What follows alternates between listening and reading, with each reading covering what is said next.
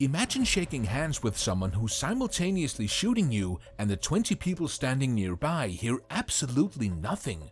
British scientists made this scenario possible during World War II with a weapon so advanced that its blueprints remain classified today, 8 decades later. Yet, despite being technically perfect, this assassination tool never recorded a single confirmed kill. The reason why reveals a twist that even its creators could not have predicted. It was the summer of 1940. Britain was facing a crisis that conventional firearms could not address. Nazi Germany was already fully in control of most of Western Europe. Winston Churchill established the Special Operations Executive and tasked it with conducting espionage and sabotage across enemy-occupied territories. His directive to SOE was famously direct: set Europe ablaze.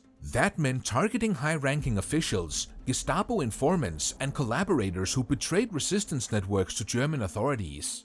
But these were not vulnerable targets wandering alone through empty streets. They were well-informed people that understood the danger they faced and were always heavily guarded. So, how could a lone operative eliminate a protected Nazi official without being immediately caught or killed? Every conventional option failed for obvious reasons.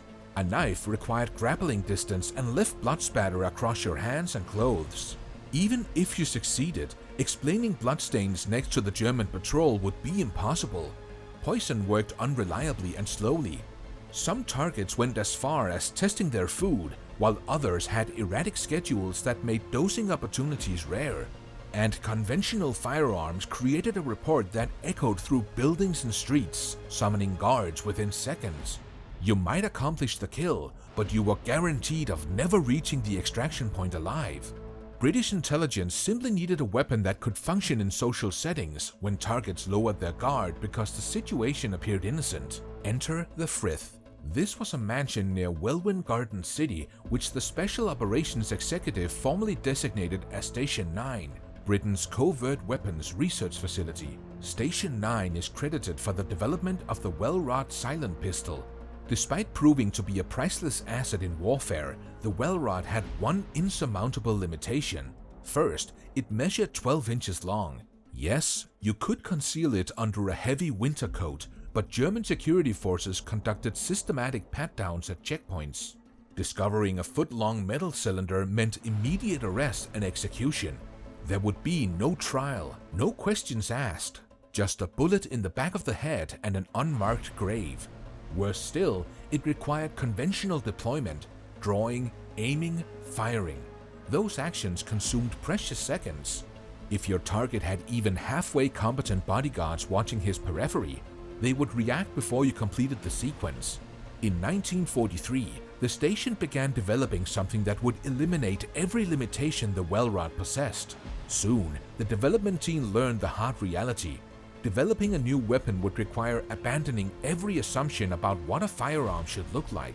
Introducing another notable name in this story, Major Hugh Quinton Alain Reeves, born in 1909 in Seaford, Sussex. By 1943, he had established himself as Station 9's most prolific and creative engineer, the man behind the Welrod, fluorescent night sights, the Sten gun silencer, and the motorized submersible canoe nicknamed Sleeping Beauty. But as we have already seen, the Welrod had shown Reeves exactly where the limitations lay. Now he needed to think smaller, quieter, and more invisible. What if you could strip away everything that looked like a gun? The device Reeves designed resembled nothing conventional. It had no grip, no magazine, and no trigger guard. Just a simple cylindrical tube measuring approximately 9 inches long and just over an inch in diameter. If you stumbled upon it without context, you might mistake it for a short flashlight or metal wand. That was precisely the point. But here's where things got clever. Instead of a conventional trigger, Reeves designed a knurled sliding switch located near the muzzle. The operator had to push it forward, then pull it backward.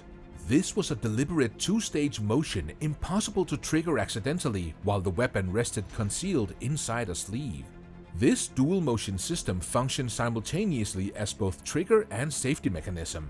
No separate safety lever existed. The design made accidental discharge virtually impossible while ensuring rapid deployment when needed. SEO produced fewer than 50 units of the first version, Mark I, before development shifted to the Mark II. First, the upgrade to .32 ACP provided greater lethality. The trigger mechanism now lay flat and exposed rather than enclosed in a separate housing, dramatically slimming the profile.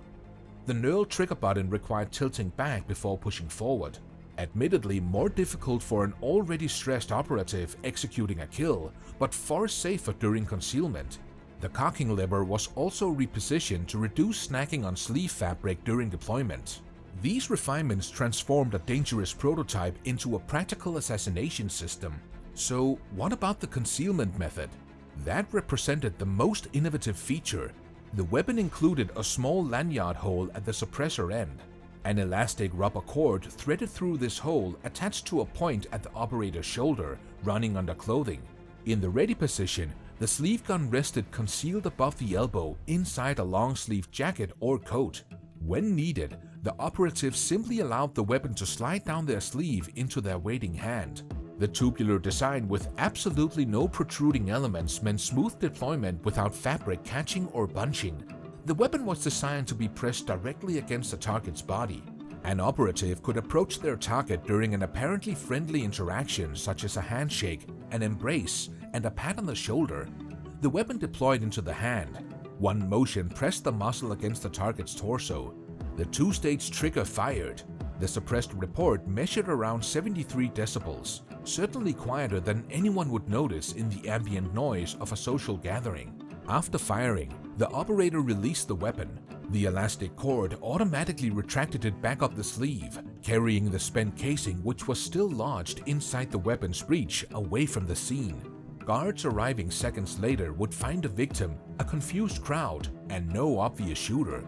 The operative could express shock with everyone else before calmly departing. SOE's Douglas Everett later recalled testing the weapon by spending an evening in the staff bar with it hidden up his sleeve, then firing it into a nearby sandbag without anyone noticing. Between 150 and 200 units were manufactured. A limited quantity suggesting SOE leadership recognized the weapon's narrow operational applicability. This wasn't a general-purpose firearm. It was a specialized tool for a very specific mission, eliminating high-value targets in social settings where conventional weapons would be immediately detected. British engineers had solved the impossible problem, but would anyone ever get the chance to use it? You see, by the time Birmingham's small arms company's assembly lines began turning out the sleeve gun in late 1944, the war's clock was already running out. Europe was buckling under the weight of Allied advances, from the breaches of Normandy to the forests of Ardennes. And what had seemed like an ingenious solution now faced an insurmountable problem: timing. Then, May 8, 1945 arrived with church bells and celebrations across liberated Europe, marking Victory in Europe Day, the formal end of German resistance. Yet, for this gun, this meant something else entirely. It became the weapon that never got its chance. While its cousin, the Wellrod, had carved out a legendary reputation across occupied territories, this sleeve gun remained silent in a different way: unused, untested, unproven in the field. The evidence of its operational absence is equally striking. No agent memoirs mention it. No debriefing reports reference its deployment.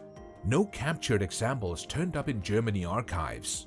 When you compare this void to the documented history of competing weapons, such as the OSS Stinger pen gun that was unreliable and deafening, the Setsley glove pistol with its telltale bulge, or even the mass-produced FP45 Liberator, this gun's technical superiority becomes painfully ironic. It was better than everything else, yet it accomplished nothing, at least based on existing records. Still, perhaps its greatest victory was psychological. German security protocols changed simply because the weapon existed. Intelligence whispers about British agents with guns hidden in their sleeves forced the enemy to adapt, as they did not know when British operatives would come calling. In the end, it became apparent that sometimes the most powerful weapon is the one that rewrites your enemy's behavior without ever being fired. We have more videos like this coming up, so make sure you subscribe to the channel to be on the loop when we drop the next one.